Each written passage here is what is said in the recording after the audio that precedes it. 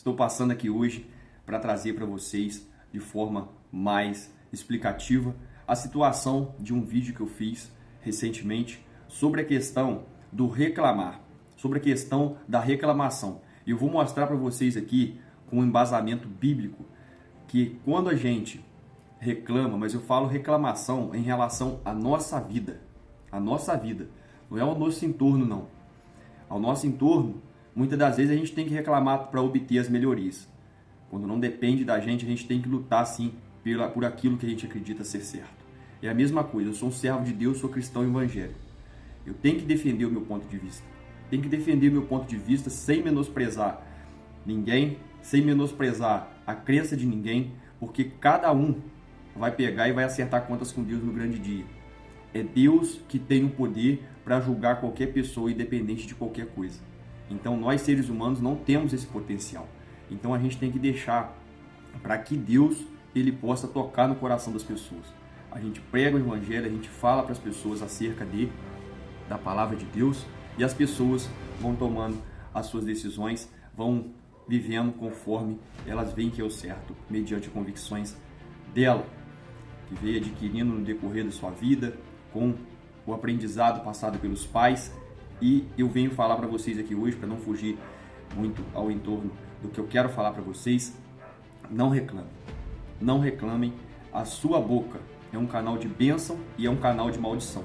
E eu vou dar um resumo rápido para vocês verem que é a mais pura verdade, que tem um mapa, vocês podem pesquisar para vocês verem, que a terra prometida, na época que o povo hebreu foi tirado do Egito, mostra que a terra prometida e o Egito eram vizinhos, muito próximo, tinha um pedaço de deserto para eles passarem. Mas eles poderiam ter pegado uma outra rota e eles chegariam na terra prometida com poucos dias de viagem.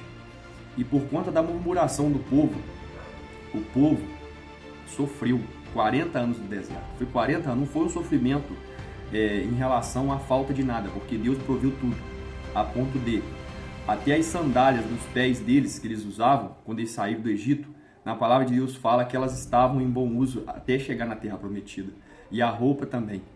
Então olha só para vocês verem o poder de Deus. E na palavra de Deus também diz que se vocês tiverem depois o interesse de ver, depois vocês entram lá no livro de Êxodo, em Êxodo, e vocês vão encontrar com excelência o que eu venho falando para vocês. Vou até dar uma olhada aqui para ver se eu consigo. Aqui vem falando muito bem ajustado sobre essa situação. Em Êxodo, comecem a estudar a palavra de Deus, que Deus vai abençoar suas vidas. E aí, pessoal, Deus não permitia que eles passassem fome. Todo dia tinha um maná para eles. E quando eles pegavam e iam contra o que Deus tinha decretado, quando eles pegavam o maná e guardavam o maná para eles, os maná transformavam em bichos, em varejeiros. Olha só para você ver. Isso aí fala claramente na palavra de Deus. E aí eles comiam o maná. Todo dia de manhã tinha. Acontecia isso porque Deus decretou para mostrar que Deus estava sempre entregando a provisão para eles. E aí a outra situação também foi quando eles reclamaram sobre a questão de não ter carne para eles comer. Eles não precisavam ter reclamado. Era apenas conversar de forma amigável. E a mesma coisa que eu falo para você, não reclame. Chega e fala para Deus, dobra seus joelhos na sua casa, você e Deus, e fala para Deus, meu Deus, o tempo está tão quente, manda uma chuvinha para a gente. Senhor, ameniza um pouquinho essa chuva, está chovendo muito, mas você e Deus, conversa com Deus. Não tem problema de você conversar com Deus assim, porque Deus é seu amigo. Ele quer que você se aproxime dele. E então, pessoal, eles reclamando por conta da questão da carne, Deus mandou uma nuvem de codornas que veio do mar, assim diz a palavra de Deus. E eles comeram tanta carne, e Deus pegou e depois dessa situação, deu monte e mais montes de codornas, de tantas que vieram, que o povo foi cometido por uma doença que eles pegavam e ficavam desesperados. E aí Deus teve misericórdia e pegou e repreendeu aquilo. Isso nos mostra que para tudo tem uma consequência quando reclamamos. Não reclame, mais uma vez eu falo para você, não reclame da sua família, não reclame da sua esposa, do seu esposo. Não reclamem do emprego que você tem, da casa que você tem, porque tudo é provisão de Deus. E se está difícil nas situações que você tem, você pode ter certeza, comece a pedir para Deus mudar o quadro, que Ele vai mudar. Você tem desejo de comprar um carro novo? Ore e fale com Deus, no momento certo Ele vai te dar. Você tem vontade de ter uma moto nova? A mesma situação. Tem vontade de comprar uma nova casa?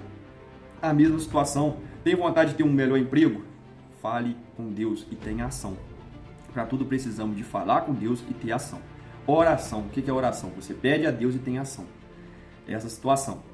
E aqui, para não ficar apenas em minhas palavras, para você entender que Deus mesmo, Ele deixa claro. O Espírito Santo de Deus, Ele deixa claro por intermédio das suas escrituras que não é para que a gente reclame, não é para a gente reclamar da vida que a gente leva, das coisas que acontecem na nossa vida, que é conosco, com os nossos familiares, com as pessoas que a gente ama, porque cada vez que a gente vai reclamando, aquilo vai piorando mais, porque a nossa boca tem poder. Nós somos a imagem e semelhança do Deus Altíssimo Criador. Então a gente tem que ter noção que a nossa palavra, ela pode ser uma palavra de bênção ou uma palavra de maldição. E aqui vem dizendo, em Filipenses 2, versículo 14 e 15. Crie em hábito, pegue a palavra de Deus e leia.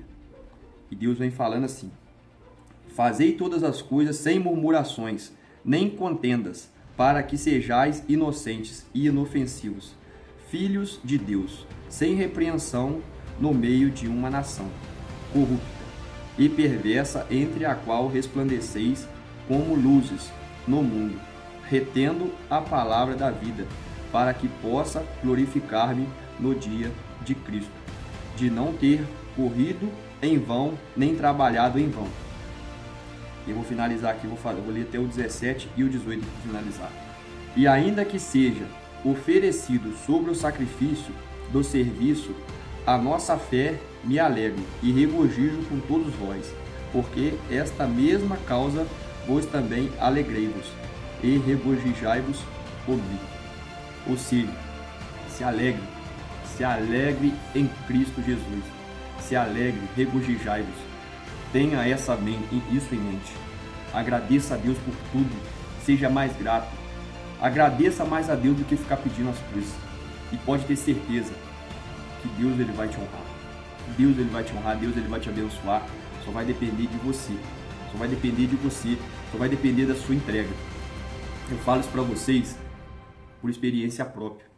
Hoje tudo que eu sou, tudo que eu tenho conquistado, as bênçãos que Deus tem colocado na minha vida, são coisas que eu não mereço. Eu falo para vocês, nós não merecemos nada que nós temos. Mas Deus ele tem misericórdia da gente porque Ele conhece o nosso coração. Por isso que Davi, com todos os erros que ele cometeu, ele foi considerado segundo o coração de Deus.